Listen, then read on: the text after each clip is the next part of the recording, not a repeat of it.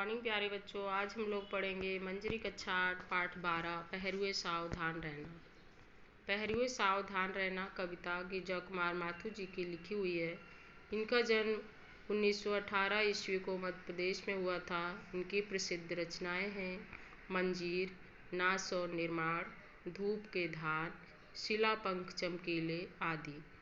इनकी कविताओं में देश प्रेम, प्रकृति प्रेम और मानव प्रेम समाहित है। इनका कविता संग्रह मैं वक्त के हूँ सामने के लिए इन्हें साहित्य अकादमी सम्मान से नवाजा जा चुका है।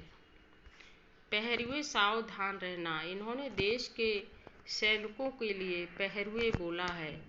देश के सैनिकों को देश की रक्षा करने के लिए इन्होंने सतर्क करते हुए देश की सुरक्षा और नव निर्माण के लिए प्रेरित किया है।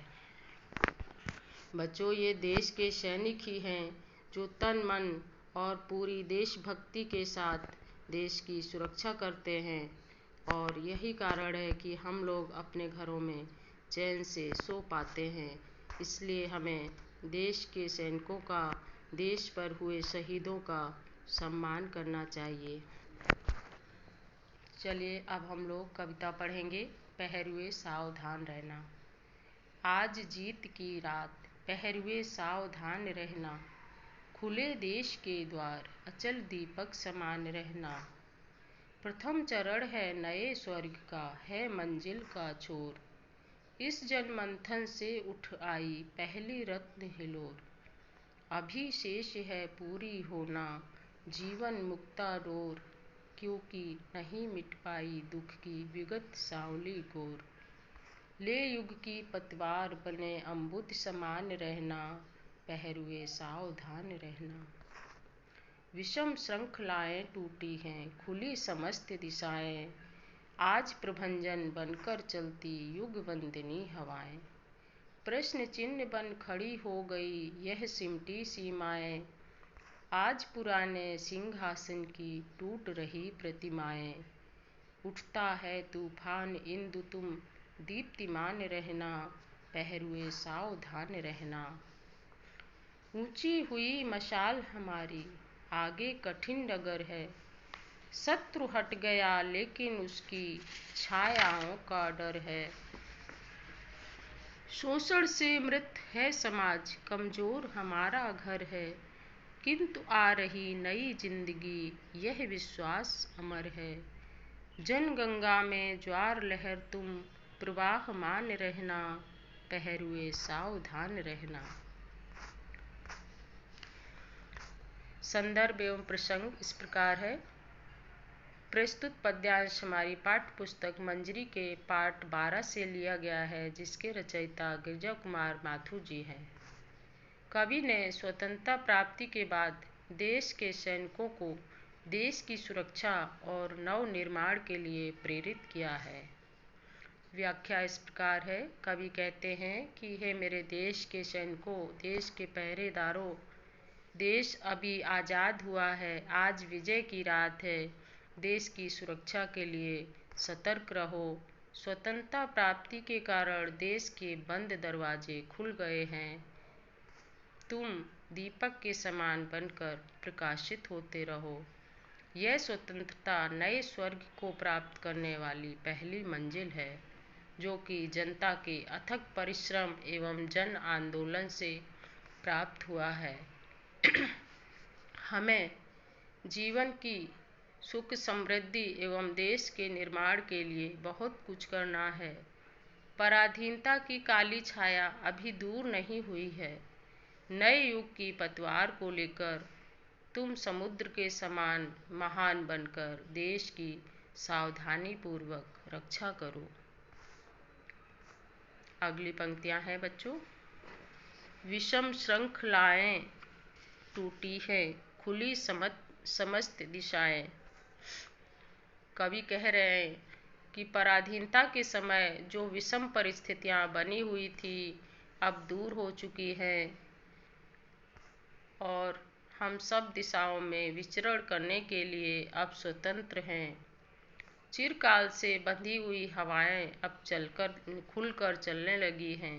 हमारे देश की अतिक्रमण की गई सीमाएं अब सर उठाकर खड़ी खड़ी हैं।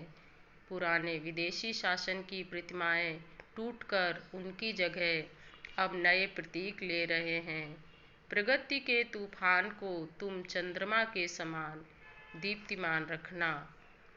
हे मेरे देश के सैनिकों, देश की सावधानी पूर्वक सुरक्षा करना। अगली पंक्तियां हैं। ऊंची हुई मशाल हमारी, आगे कठिन डगर है। कवि कह रहे हैं कि स्वतंत्रता प्राप्ति के बाद देश की प्रगति के लिए हमें कठिन रास्ते पर चलना है। इस रास्ते को देखने के लिए हमने अपनी मशाल ऊंची कर दी है।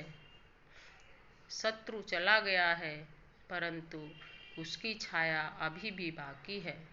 शोषण के कारण हमारा समाज मृत और हमारा देश अभावग्रस्त है, किंतु स्वतंत्रता मिलने पर नए जीवन में हमें प्रगति करना है, ऐसा हमारा अटल विश्वास है। जनता रूपी गंगा में नया ज्वार आया है, अर्थात लोगों में नया उत्साह आया है। तुम लहर बनकर इसे अच्छी तरह प्रवाह दो। हे मेरे देश के सैनिकों, तुम सावधानी पूर्वक देश की सुरक्षा करो। तो बच्चों, ये थे गिरिजा कुमार माथुर जी के भाव देश के सैनिकों के लिए। चलिए अब हम अभ्यास प्रश्न पढ़ लेते हैं। जीत की रात से कवि का क्या तात्पर्य है? उत्तर है, जीत की रात से कवि का तात्पर्य स्वतंत्रता प्राप्ति की रात से है, जब हमारा देश आज़ाद हुआ था। ले युग की पतवार किसके लिए कहा गया है? उत्तर है, ले युग की पतवार देश के सैनिकों के लिए कहा गया है। हे मेरे देश के सैनिकों, अब देश आज़ाद हो गया है और तुम इसकी बागडोर संभालो, यह अब तुम्हारे हाथ में है। निम्नलिखित पंक्तियों का भाव स्पष्ट कीजिए। खुले देश के द्वार, अचल दीपक समान रहना।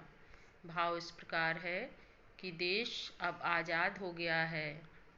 हे मेरे देश के सैनिकों, तुम दीपक के समान अचल रहकर इसे प्रकाशित करते रहना। अगली पंक्तियां हैं। क्योंकि नहीं मिट पाई दुख की विगत सांवली कोर। भाव इस प्रकार है, पराधीनता के समय में हुआ देश का शोषण और अभाव आज तक दूर नहीं हो सका, अर्थात आज तक इसकी भरपाई नहीं हो पाई। ले युग की पतवार बने अम्बुद समान रहना। अम्बुद मतलब सागर के समान। कवि कह रहा है कि समुद्र के समान बनकर नए युग में स्वतंत्र देश का मार्गदर्शन करना और उसे आगे बढ़ाना।